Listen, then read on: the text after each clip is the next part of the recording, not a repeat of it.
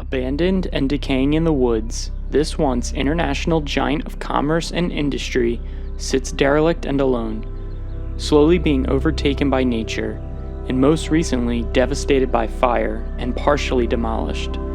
Join us as we explore what remains of this historic site.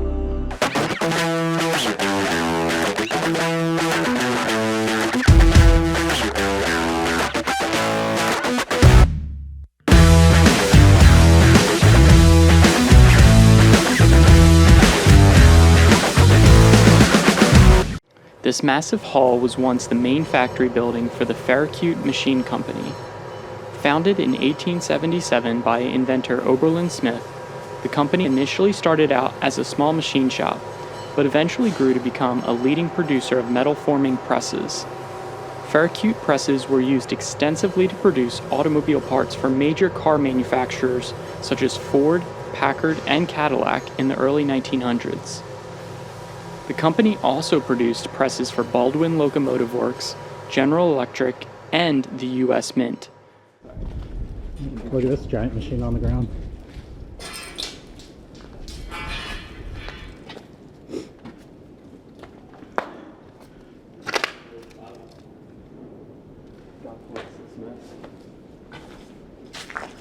Dude, that gantry crane is huge.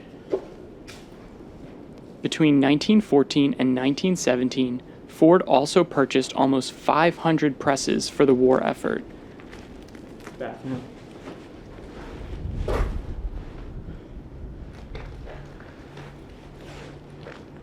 Someone's boot.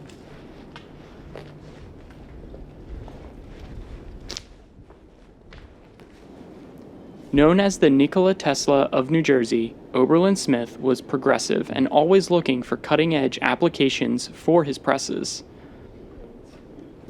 There's one at the end of the...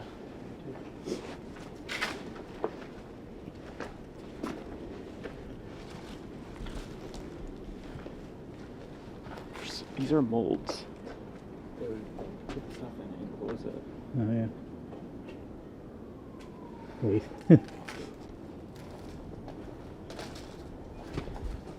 It kind of looks like a power hammer.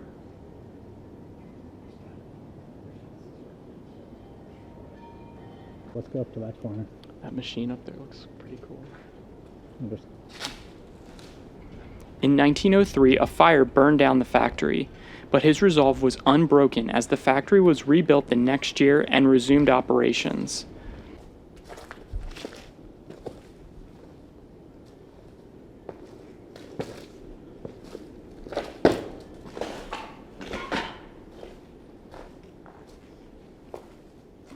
The sprawling complex included the iconic brick office building at the front, with an erecting shop, forge, pattern storage, pattern shop, woodworking shop, carpenter shop, and boiler room on the rest of the land.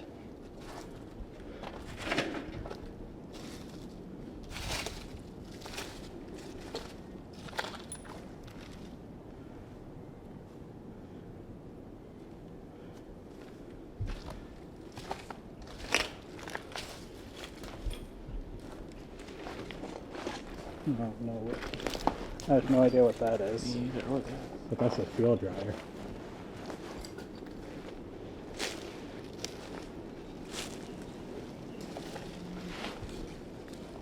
Go that.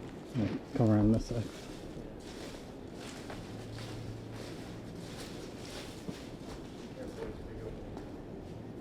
Yeah.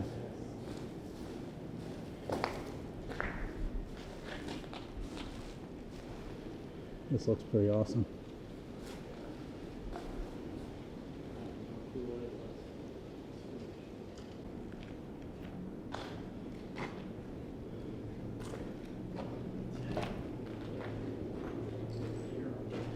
I'm going to guess it's either a shearer or a bender.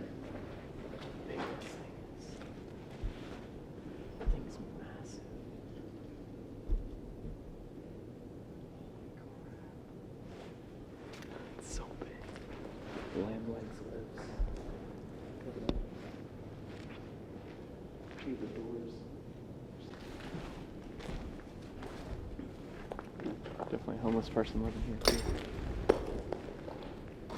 Big steel door.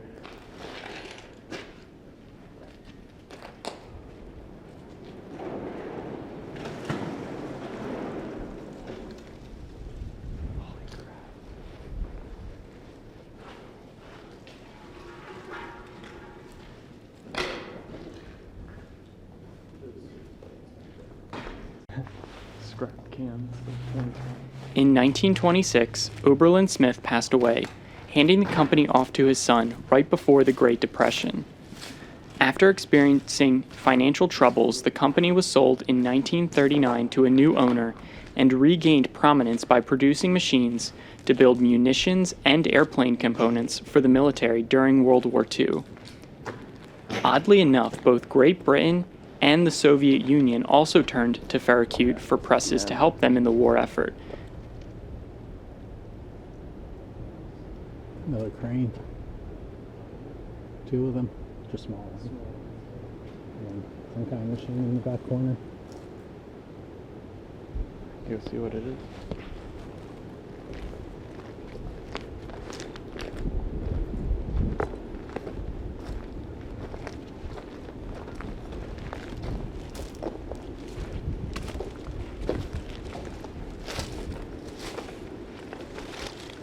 I think it's a trash compactor. Yeah, it's just a compactor. Look at all these bricks on the ground though. Is this from the roof? Is it from the roof? I think it is. There's a fire. A weird pattern on it.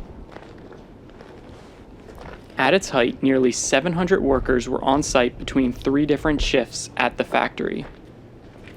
Unfortunately, after the war, business declined and the company ended up closing in the late 60s and has sat vacant since then, at the mercy of nature and vandals. Last year, it took a turn for the worse as a fire ripped through the historic front office building, leaving it in a state that required immediate demolition to the dismay of local historians and residents. How did they get up to the crane? That's a good question. Wonder if they had like a ladder or something that would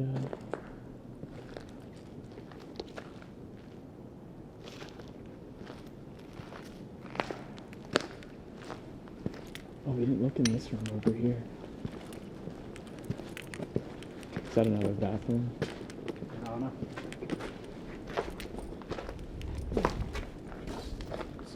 Storage.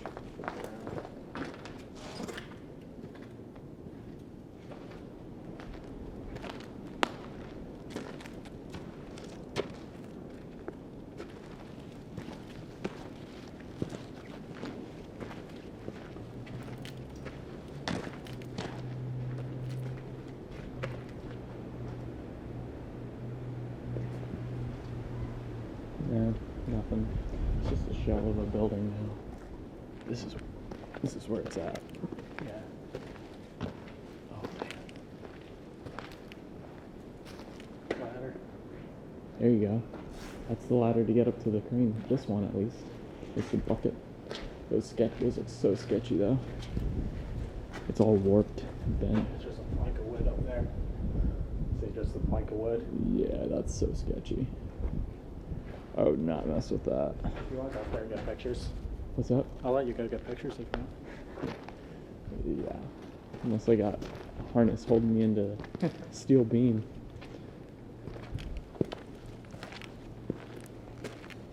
This is pretty cool. Right before we leave.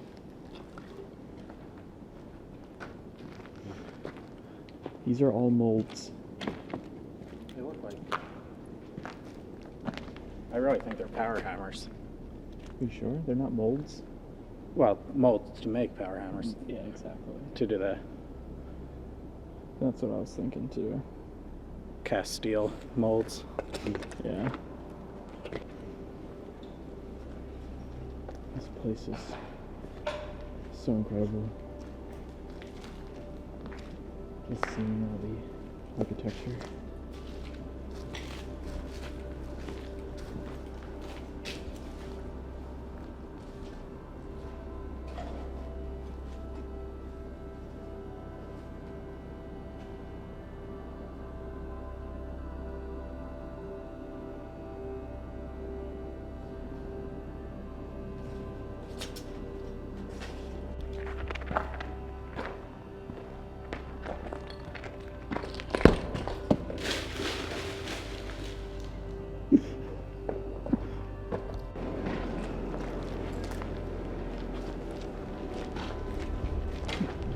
That was interesting.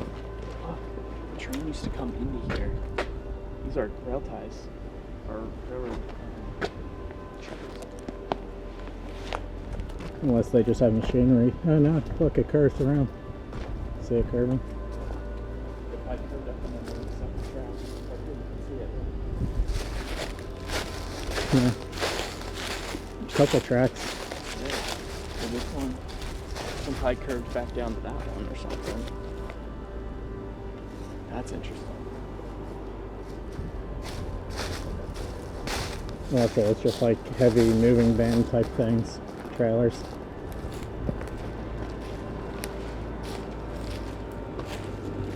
I don't remember where it is. I'll check out the building number.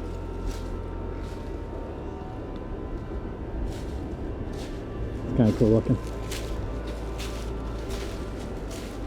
It's on both sides. Oh, that's the years. 18 minutes.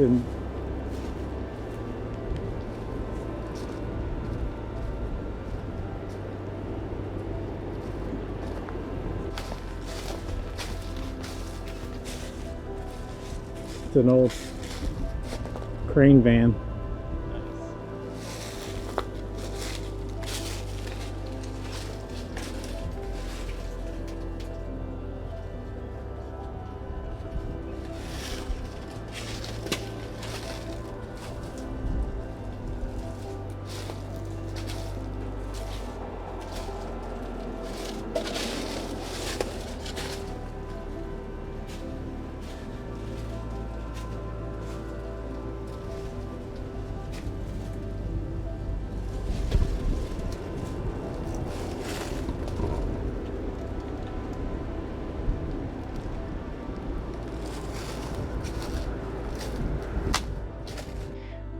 While many in the local community want to see the site preserved and saved for its historic significance, in its current deteriorated state, it will cost a lot for restoration, and until funding is secured, it will continue to sit abandoned as nature takes over the old structures.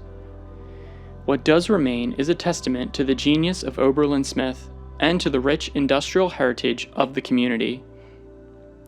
Thanks for watching today's episode.